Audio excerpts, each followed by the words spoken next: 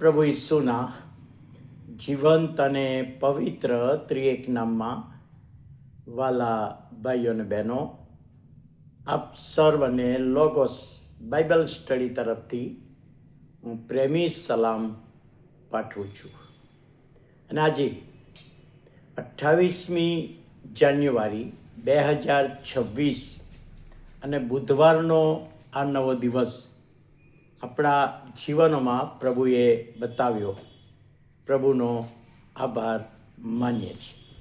આજે બુધવારે Methodist church મણિનગરના સભ્ય શ્રીમતી પલકબેન રાજેશભાઈ મેકવાન, જેઓ અમદાવાદ ડિસ્ટ્રિક્ટ ઈસ્ટ મહિલા મંડળના ટ્રેઝરર બેન છે, સાથે માતૃદિન, મહિલા દિન, બાળ દિન, VBS ચેપલમાં સેવા આપે છે અને શ્રીરામપુરથી બાઇબલનો અભ્યાસ પણ તેમણે કરેલો છે.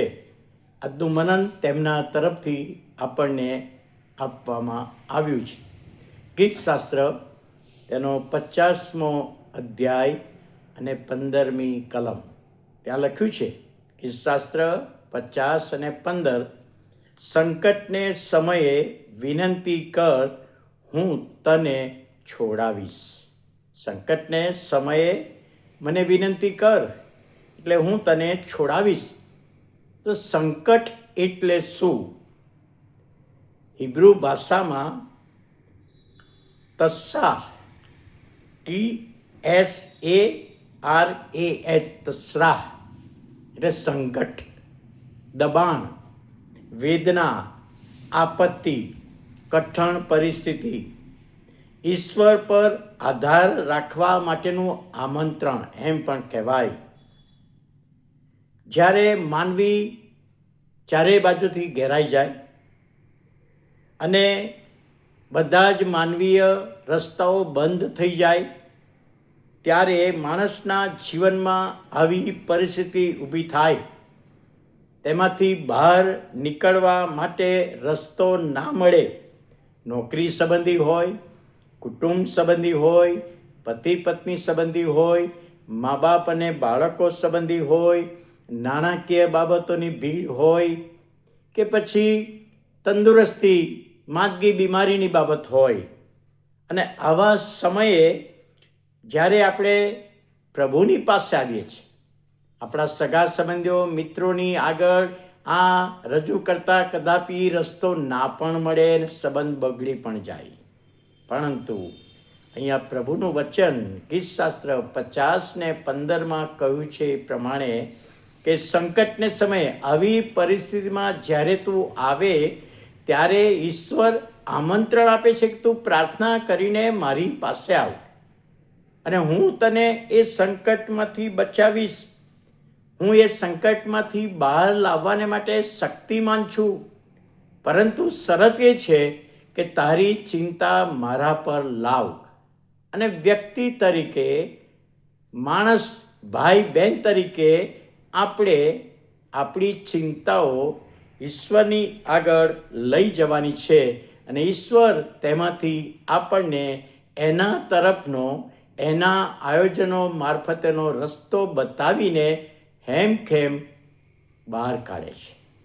પરિસ્થિતિ ગમે તેવી છે, પરંતુ એમાંથી પ્રભુ આપણને બહાર કાઢે છે.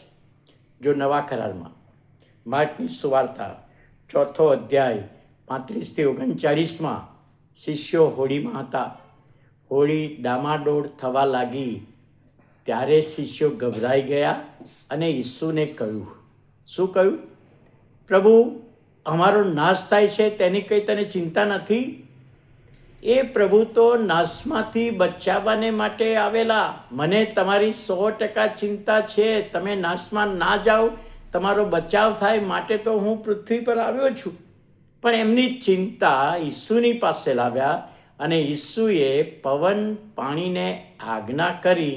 અને ત્યાં પ્રભુનું વચન લખવામાં આવ્યું છે, માર્ક 4:39, તેણે, ઈસુએ ઉઠીને પવનને ધમકાવ્યો અને તરત જ શાંતિ થઈ. પવનને ધમકાવ્યો અને શાંતિ થઈ. તોફાન તો આવે છે, જીવનમાં, કુટુંબમાં, વ્યક્તિગત જીવનમાં કોઈક ને કોઈક રીતેનું તોફાન આવતું હોય અને ઘણા બધાને એમાંથી અનુભવ થયો છે આપણને કે તોફાન આવ્યું છે, પણ જો એ તોફાન માણસોની પાસે લઈ જઈશું તો કદાચ રસ્તો ના પણ મળે. પણ જો પ્રભુની પાસે જઈએ છીએ તો પ્રભુ કહે છે, હું તને છોડાવવાને માટે સર્વશક્તિમાન છું. વાલા ભાઈઓ અને બહેનો, શું આજે કોઈક સંકટમાંથી પસાર થઈ રહ્યા છે તો પ્રભુ આમંત્રણ આપે છે કે મારી પાસે આવો, તમારી સઘળી ચિંતાઓ મારા પર લાવો અને આજે સવારે આવો એ પ્રભુની આગળ આપણા સંકટની પરિસ્થિતિ લાવીએ, આપણી ચિંતાઓ લાવીએ. પ્રભુ એમાંથી બહાર કાઢનાર પ્રભુ છે. પ્રાર્થના કરીએ. પ્રભુ, અમે તમારો આભાર માનીએ છીએ, તમારા નામને ધન્યવાદ આપીએ છીએ. આજના મનનને માટે અમે તમારો આશીર્વાદ માગીએ છીએ. કોઈક સંકટમાં છીએ, કોઈ મુશ્કેલીમાં છે, કોઈ મૂંઝવણમાં છીએ, તમારી પાસે અમે આવ્યા છીએ. રસ્તો બતાવનાર, બહાર કાઢનાર પ્રભુ તમે છો. તમારા હાથોમાં સોંપાઈએ છીએ. ઈસુ પ્રભુના પવિત્ર નામમાં સાંભળો, માન્ય કરો. આમેન.